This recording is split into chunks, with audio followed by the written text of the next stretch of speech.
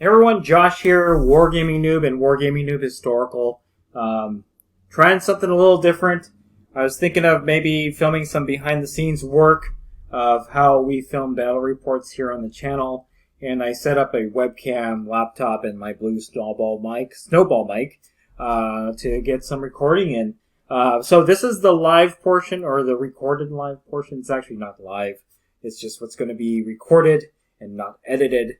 So what will happen here is that I will, you're going to basically see everything that's going behind how I'm filming turns and stuff like that. Whereas the battle report will actually be filmed using my little, if I can show you guys, my little stick and my phone. So it's more dynamic. This will be the static shot, and it will actually give you guys an insight into all the stuff that happens behind the scenes of filming a battle report on the channel. So unedited, which means that there might be some cussing, there might be some noise. My 5-year-old might wander into frame and do something weird. But other than that, this is as real as it's going to get for you guys. Anyway, what we have set up here is classic Battletech, or Battletech, just Battletech. I only use the term classic Battletech to differentiate it from the Alpha Strike game. Those are two different games. And obviously, if we're playing Hex, we're playing classic Battletech, or just Battletech proper. Tomorrow, James and I will be filming an Alpha Strike battle report, our first one. We are still learning the game. We've been fans of like MechWarrior and Battletech, the property, for a long time, especially me, but have hardly played the actual Battletech game or the Alpha Strike game. So when we film tomorrow, you're going to see a lot of mistakes. You're going to see a lot of flubs. And hopefully it's still an enjoyable watch. I'm sure that James and I are going to enjoy it. In fact, the reason why we're playing is because we actually got this. So this was part of James's Christmas present this year. He's a big Clan Wolf fan. And that's pretty much the only clan that he's going to play. So I went over to Barnes & Noble, found that. In fact, I filmed a unboxing. You may find a link up above to your upper right, maybe, if I get everything squared away. And then you can see an unboxing of the Barnes & Noble exclusive Wolf's Dragoons Assault Star. So he's very excited about that. He hasn't had a chance to paint yet, so please forgive him for not having painted minis. In fact, please forgive me for not having painted minis. The Alpha Strike battle report that we're going to film tomorrow is going to have mostly painted minis on my side and no painted minis on James' side. We're working on it. So, and contrast paints are your friend. I've been using contrast paints, and I'm hoping that's going to make a huge difference in terms of getting my mechs all painted up. But in any case, I'm just filming this intro. I'm going to pause it in a little while. But what I wanted to go through is kind of what's happening today while you guys are watching this. So I have everything from the beginner box set up. I have the rule set here. I have the desert map. It's actually a two-sided map, as you can see, like grassland. But they're saying use the Desert 1 map that was included in the box. And then I actually have, and I'll show this to you guys, the mech sheets that were included. So these mech sheets were actually intended to for players to be able to actually use dry erase markers. I didn't want to risk it. I like the look of these sheets, and unfortunately, moving forward with the game, you're not going to have anything like this. You're going to print out paper sheets from wherever, either the record sheet books or from other websites. But I wanted these to be a little bit sturdier, so I laminated them. And it's definitely not going to leave any mark once we erase the marks there. So that's what I did. I also laminated the map. I haven't laminated any of the other paper maps, and I'm still kind of on the fence about that. But, sorry, I'm out of frame, guys. Even though we have these paper mats, or maps, I actually have 3 of these battle mats. So moving forward, after maybe the first few initial games, we're going to start using the neoprene mats. And then for Alpha Strike, we have 4x4 mats, or maps that we're going to use for those battle reports. I think we want to stick with the Hex with Classic Battletech only because it'll be easier for us to pick it up. But eventually, you can play Classic Battletech hexless. It's a little bit different, and just needless to say, we're not there yet. So anyway, that is what's happening. That's our plan.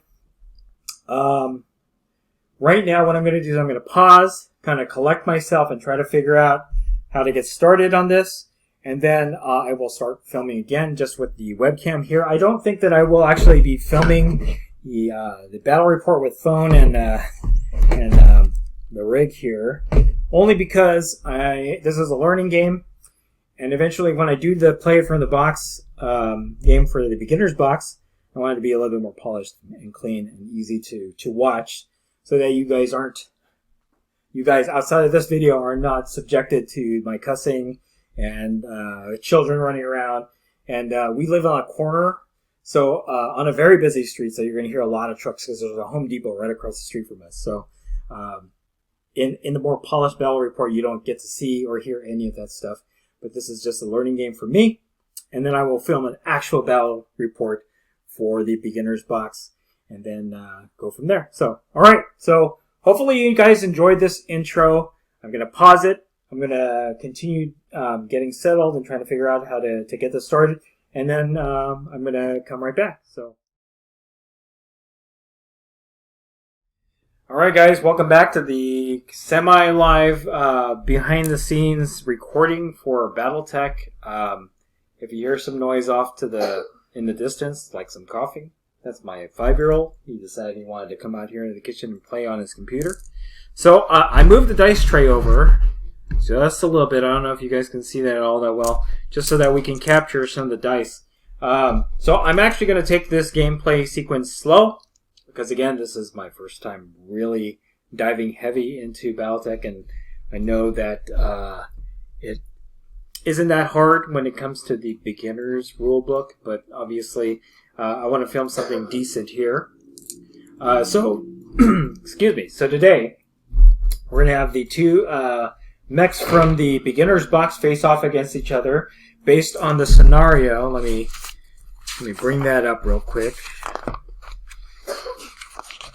My son has a little bit of a cold, so you guys might hear that coughing.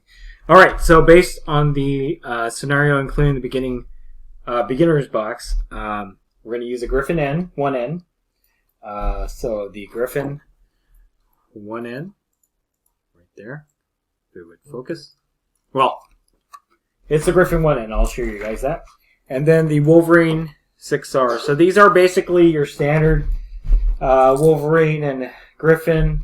I guess I don't know if they're the most common, but they're definitely the ones that they want you to use. What I notice is that on the GRIFFIN 1N, this is more of like a standoffish ranged medium mech, because it does have one LRM 10 and one PPC 10, whereas the Wolverine is quite the opposite. It's actually the close-in brawler. So he has one medium laser, one SRM 6, and AC 5. So yeah, two mechs that are not similar, with a different set of talents on each side, one being a long-ranged mech, the other more of a close-in brawling mech. So, alright, we got that out of the way. I'm going to turn back to the sequence here. So, I don't have any of the hex terrain out here, so I'm not going to worry about that, but there is terrain on the map itself. So there's light and heavy woods, and that's it. There's no hills on here, so there's no change in elevation. There's just light and heavy woods. And obviously that's going to affect your movements. So when you move into light woods, it would cost 2 movement points rather than 1 in a clear hex. And then if you were to move into a heavy, it would cost 3, I think. I'll clarify that as we continue on through the book here. So here's a sequence of play: initiative, movement, and then weapon attack phase. And I guess that's it in this beginner's rule book. I think there was another phase, but I could be wrong. Again, I'm pretty new to this. So I'm going to roll off initiative. So what I have here are 4 dice. The blue will be for the Wolverine, and the black will be for the GRIFFIN. So whoever wins initiative, I think, will go second. So in terms of why that is. And in most games, really, when you roll and you win initiative, the person who wins usually goes first. But here, in Battletech, you go second. And that's the reason why, is that it's giving the... I guess the assumption is if you're going second, you have a better tactical view of what's going on.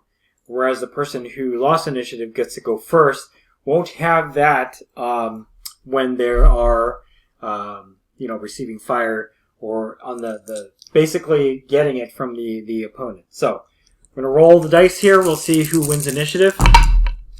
So we got an 8 for blue, which is the Wolverine, and 11 for black, which is the Griffin. So the Griffin is going to go second in this turn. So I'm going to pause real quick, collect myself, and we'll be right back. All right, so we're back. We're going to do the movement. The Wolverine lost initiative, so he gets to move first. And the Wolverine has 5 walk, 8 run, and 5 jump. So we're actually just going to walk because we're going to take this. We're going to take this slowly. We're going to take it easy. So we're going to go 1, 2, 3, 4, 5. So there's the Wolverine. Now that the Griffin has seen what the Wolverine's going to do, he's actually going to move, and I'm actually going to move him into cover. I think that's what we're going to do, just so that I can show off a little bit of the rules here. 1 second. All right, one thing that I did miss with the Wolverine is that I missed spending a movement point on pivoting, because I believe, and I'm going to have to watch this, so again, this is kind of just going naturally without any real stops. I went this way, and then I should have pivoted and then came this way, and I didn't. So I'm going to move this guy back 1, and we're going to continue on from there. So yeah, just so you know, anytime you change your facing in the game, it does require you to spend a movement point. So just keep that in mind when you are doing your movement. All right, so what I'm going to do now is just look up the rules for the terrain. So, terrain costs when entering any new hex. If it's clear, it's 0. If it's light woods, it's +1. So, I'm going back on what I said. I said +2. It's actually 1. So what I'm going to do is this. I'm going to pivot. So that's 1, 2, and then 3, 4. So that just added, so normally it would be 1, but because I'm entering light wood, it's another movement point, and that brings me to 4. And now I'm going to pivot once more, and now I have spent all my movement. So, all right, let me figure out what's coming up next and be right back. All right, so I've just been looking at the record sheets here. The furthest range that my Wolverine can hit is 9, and unfortunately, this Griffin is 10 hexes away. So none of my weapons are actually, you know what? Hold on a second. One of my weapons will hit. So my medium laser, my SRM6, definitely not going to hit because it's at a range of 9 and he's at 10. However, my AC5 can hit up to a range of 18. And because the Griffin is 10 hexes away, that actually lands me on medium, which is 12. So on the card here, I don't know if you guys can see that clearly. I really wish it would focus.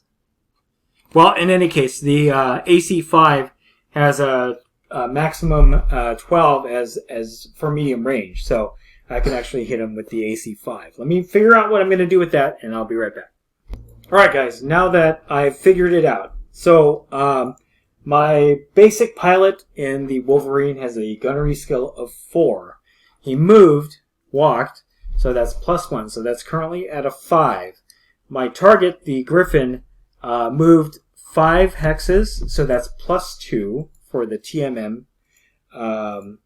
So that brings me to 7. And then I'm also in Lightwood, which brings me to 8. For intervening, yeah. So 8. So I gotta roll an 8 to see if I actually hit with my AC5. So we're gonna give that a shot and see what happens. Oops. And I actually hit with a 9. So we get a hit, and let me figure out what I need to do from there. Right, if I'm reading that right, that was a successful hit. I did mark my record sheet here with 1 red dot, indicating that we spent 1 out of the 20 shots that are available to the AC 5, and the damage the damage that was done to the Griffin is a total of 5. So now I have to roll to see where I hit. Oops. And that's 2d6. So I hit 10, which means that the Griffin is going to get 5 damage to the left arm. So just mark that off. And then now it's the Griffin's turn. So, let me get these dice out of the way. The Griffin, he moved, he has a gunnery of 4. He walked, so that's 5. And then my Wolverine, who's in clear cover, moved 5 hexes. So, that's a 7. So I'll need to roll a 7 up with the Griffin.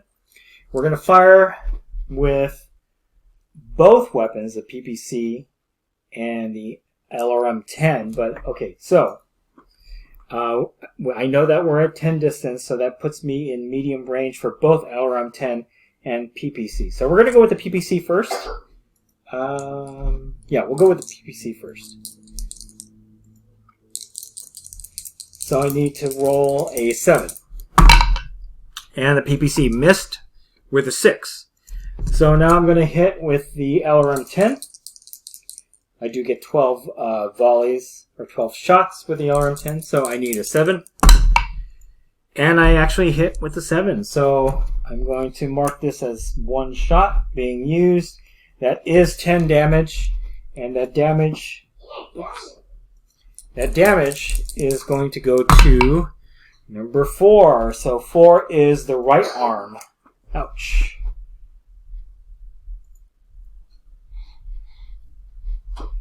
That was a pretty bad hit to the Wolverine.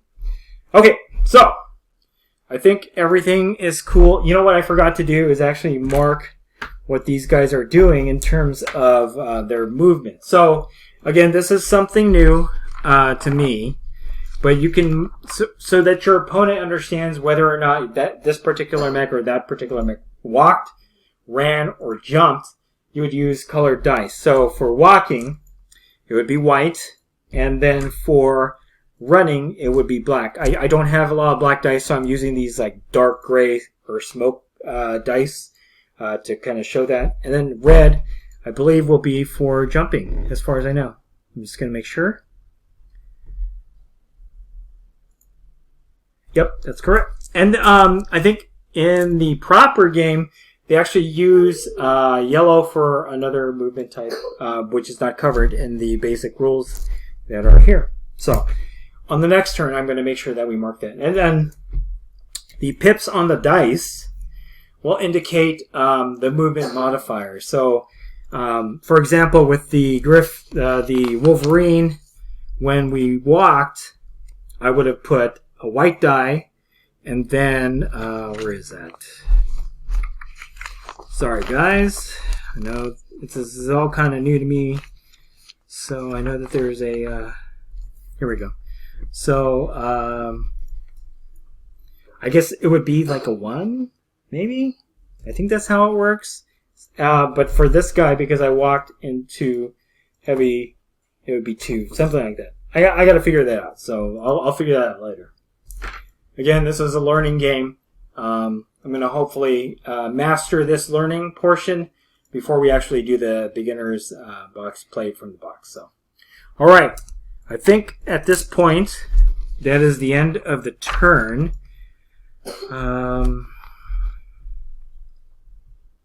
We determine damage. Yeah, so at this point. So for this scenario, really, I'm trying to kill one of these mechs. That's what's going to happen. So, we're going to go to turn 2. And I'm going to roll off to see who has initiative. So, Wolverine gets 3, and the Griffin gets 6. So, the Griffin, once again, has the advantage of trying to figure out what the Wolverine is doing. So, obviously, the Wolverine, being a close-in brawler, needs to move up. So, we're gonna do that. So, he's going to move up there. He walked. So, TMM of 1. Right? I think that's how it is. if you guys see mistakes that I am making in this playthrough, please comment below. Let me know. I want to be able to learn this game properly. It's a venerable game. It's been around for ages. I just want to make sure that I'm doing it right. So, any mistakes, point them out. Let me know, and we'll fix it for the next games. Actually, what I'm going to do, I'm going to move this back, and I'm only taking this back because I'm playing myself. So I'm going to move up the 4, and then I'm going to pivot, and that's it. So I think the front arc, which are the 3 front hex sides on the mech, are your line of sight. I didn't have to pivot, but I wanted to kind of reinforce that like a movement point is used up when you pivot the mech. So that is what I'm doing. All right. You know what I'm going to do is I'm actually going to move out of cover with the Griffin, and yeah, he's just going to walk.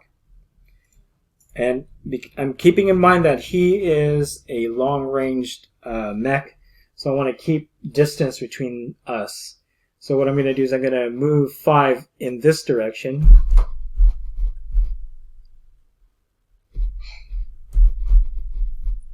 To right there.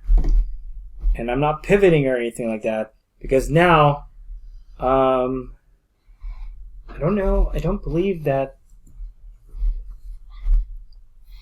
So the Wolverine no longer has line of sight to the Griffin, so that was a good move on the Griffin's part. And now the Wolverine won't be able to do anything, but the Griffin can. So we'll move to the attack phase. And the one thing that's not being covered here in the beginner rules are heat. Because obviously you don't want to keep firing all your weapons all the time, because heat's going to get generated. On these record sheets, there's no heat tracker. So I guess that's something that you're going to learn when you move over to a game of Armored Combat, is tracking your heat. In the beginner's box, you don't have to worry about that. So, alright. I'm going to fire all my weapons at the Wolverine. Let's see. PPC, LRM. Let's count how many hexes away. 1, 2, 3, 5, 6, 7. Alright. So my LRM is in short range. And so it would be medium. I think it would be medium because I'm over short range for the PPC. So we're going to do... So that's... Okay. I'm going to circle back. I'm going to wind it back a little bit. Now I've got to figure out... Wolverine can't shoot, so he's foregoing his weapons phase, his attack phase. Griffin's going to go. Griffin moved, clear, so 1. So gunnery, 4, plus 1. And then the Wolverine moved, so that's plus 1. For the LRMs, 0 modifier, so all I need to do is roll a 6. I need a 6. So I'm going to roll 6. And that's a miss on the LRM. But with the PPC, because I'm now in the medium range, I'm just like 1 hex away from the short range on the PPC, it does add a modifier of 2. So I would need to roll an 8 with the PPC. And I do. So the Griffin actually hits the Wolverine with the PPC. And that actually causes 10 damage. So we're going to see where that hits. And it hits the 7. And the 7 is a center torso. So he's going to take 10 to the center torso. Gosh. So then Wolverine is being wrecked by the Griffin. The Griffin has a distinct advantage at this point because of the long-range weapons and the fact that the Wolverine keeps losing initiative for this turn. So that's pretty much done. We're pretty much done with turn 2. We're going to move on to turn 3. But alright guys, it is the top of turn 3. I'm going to roll initiative. Let's see if the Wolverine can get something on the Griffin other than the initial strike he did in the first turn. So, the Griffin and the Wolverine both roll 7s. We're going to re-roll.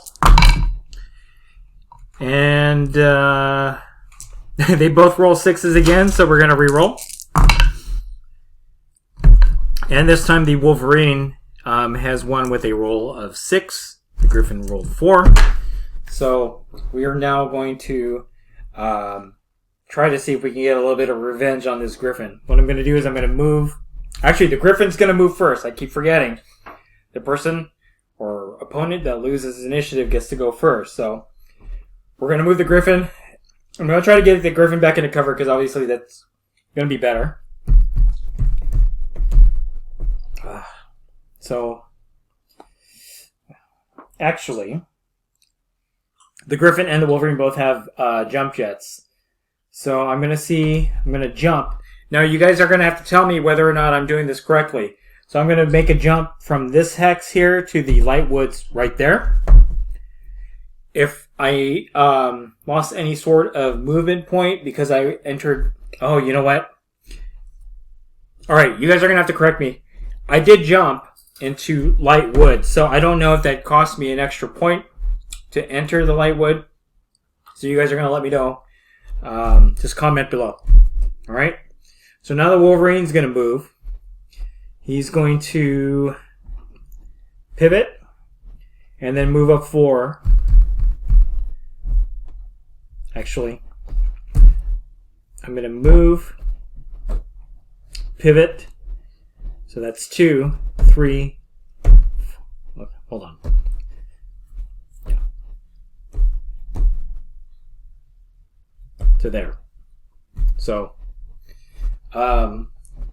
obviously that's 1, and then because the Griffin jumped, and now I'm going to use these movement dice properly.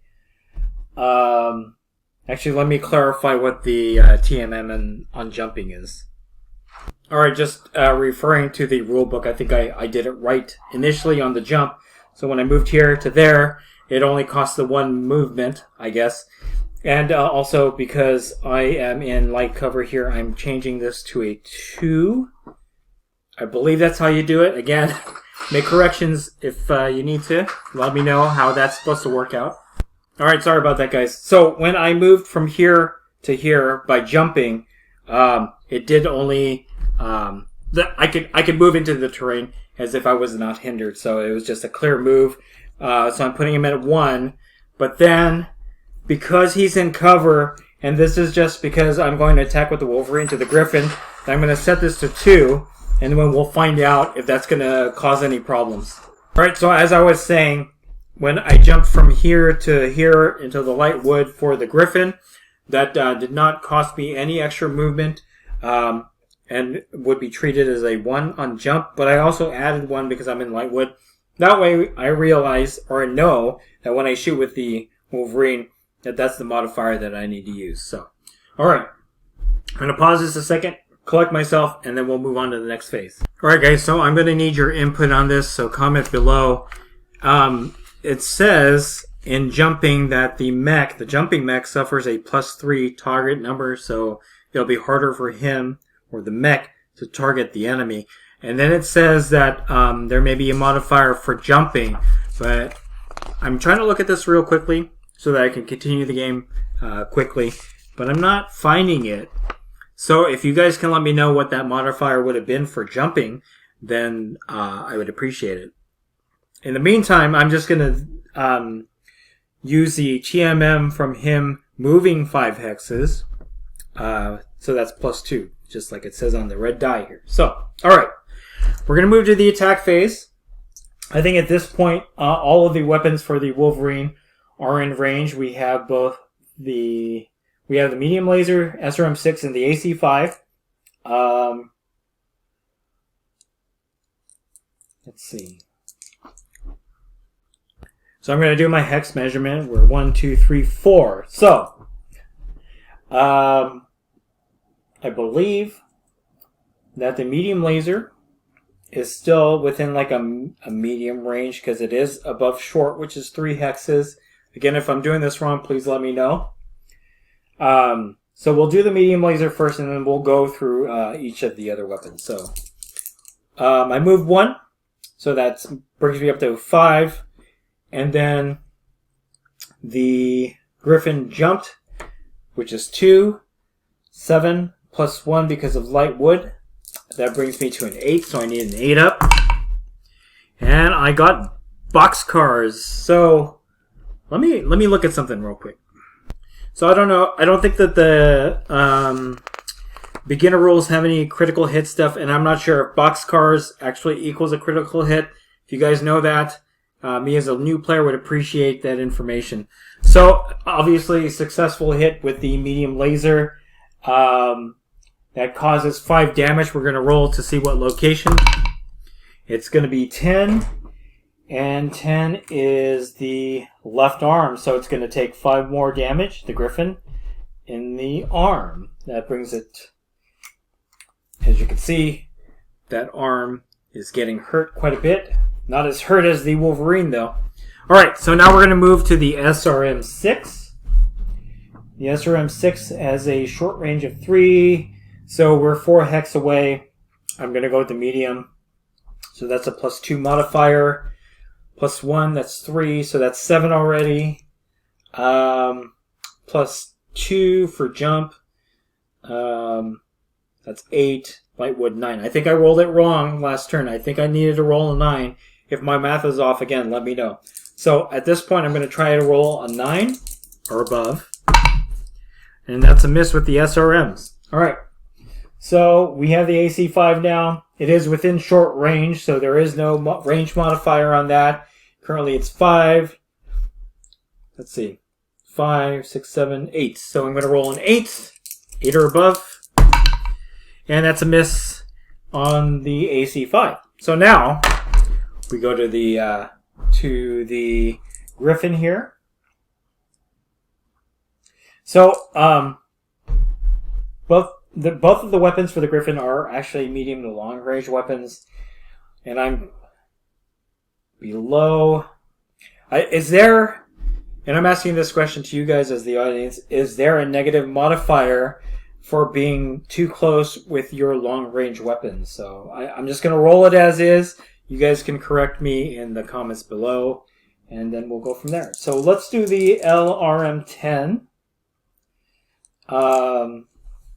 Let's see. Oh, in fact, I think I need to spend. Yeah, there we go. Forgot to mark the second volley of missiles from last turn. All right, so he moved 1. Okay, hold on a second.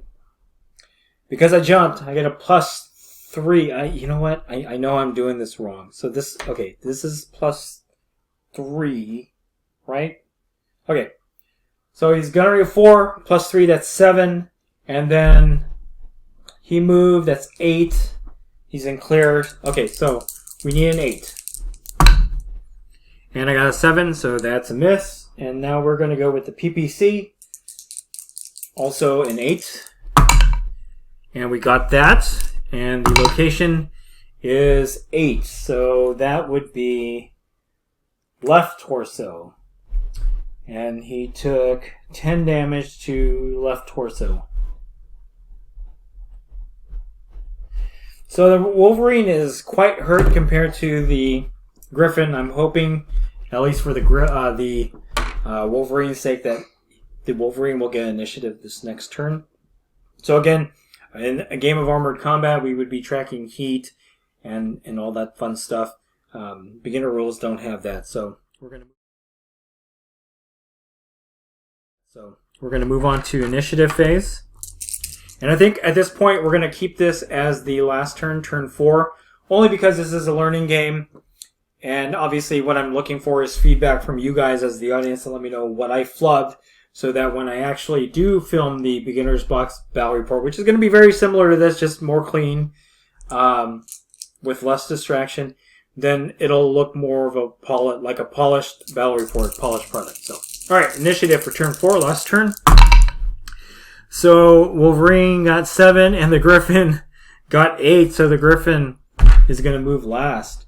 But at this point, I don't know if that's going to be. Well, actually, let's just play it through and see who has the real advantage here. Because obviously, the Wolverine would normally just probably move in closer so that the SRMs will hit. But because the Wolverine is hurt a lot more than the Griffin, and this is the last turn, I actually may move this backwards. Okay, so I was actually thinking of moving the Wolverine backwards, but I don't think that matters because the Griffin is just... I think the Griffin has superior weapons because of the range, right? If I were to move back, it wouldn't make too much of a difference. So we're just going to move in. We're going to move into cover. So I'm going to pivot. Let's see. 1, 2, 3, 4, 5. Like that. And now that I am in heavy cover, that'll be 2 to walk. Alright. I think I can see why this is more fun when you have multiple mechs. It just adds a more layer of complexity to do it. So what I'm going to do, because this is a short game, is I'm going to take the Griffin and he's going to jump again. So we're going to jump to here and pivot. So now the Wolverine's front arc has nothing in view. I really need to know what the modifier is for jump. Oh, you know what? Because it's clear, so it's just 1, right? It's just that his attack will be a little bit more difficult. Alright, so now we're going to go into... We will be going into combat phase here. Weapon attack phase. Obviously, the Wolverine cannot do anything, so the Griffin is going to be a backstabber and shoot at the Wolverine. So let's do the LRM-10 first. 1, 2, 3. So the Wolverine moved into light cover. So that's 6 plus 3 because he jumped. The Griffin jumped, so that's 7. Hold on. This actually would still be... No, it would be... Would it be 2? Okay, so this is where my confusion lies, guys. When you move into heavy cover or into light cover, do the pips on the die reflect you moved into the cover? So, yeah, I don't know. Anyway, let's just say it's going to be in... we'll say it's a 9. Yeah, I think it's a 9. It's most likely an 8, but I'm going to just try to roll 9. These are the LRMs. And I got an 11. So we're going to roll to see where that hits. On the 7. You know what? 1, 2, 3. Yeah. So the Wolverine has been cored out. Completely obliterated through the center torso. Yeah. All gone. So that means that the Griffin has won this combat through shenanigans and jumping trickery. Really, I think I should have been jumping the Wolverine around too because other than the weapon loadouts on each of these, they're both 55 tonners. They both have very similar like movement abilities. It's just that the weapons were a little bit different. So anyway, that is the learning. That is the learning game. I know that I flubbed a bunch of stuff, so I would appreciate input from you guys, letting me know what I messed up so that, I can correct that for the next game. This has been fun. Actually, I'm having a lot of fun. I've had a ton of fun, and I'm actually looking forward to playing more from the beginner box here, but obviously that content's going to get old real fast since there's only 2 mechs. What I might do is actually take this and add a couple more of the mechs that the mech sheets that were included. So I think there's a Locust and Thunderbolt in there, and kind of see how that works out using just the beginner rules. And then obviously from there we'll move on to a game of Armored Combat. But ancillary to that, we're going to also be playing Alpha Strike. So James and I have already figured out what we're going to be playing. James obviously is going to be playing Wolf's Dragoons, which came out to about just under 200 points. And I made a 200-point inner sphere list that actually ends up with 2 lances. So obviously the clan, or the Wolf's Dragoons, have a better technology on their side, but I have the numbers, so we'll see how that balances out. But in any case, if you enjoyed this video, go ahead and click like. If you haven't subscribed to the channel, I appreciate it if you would. Click the bell notification icon to get notified of all new games, all new learning games, and battle reports coming out of the channel. And then click the link in the description below and join our Discord server. That is the best way I can personally interact with you and chit-chat you about Battletech and any other game that we cover on both channels. Again, this will be posted on both Wargaming Noob and Wargaming Noob Historical. So stay tuned for more Battletech for both Wargaming Noob and Wargaming Noob Historical. Thanks a lot, guys.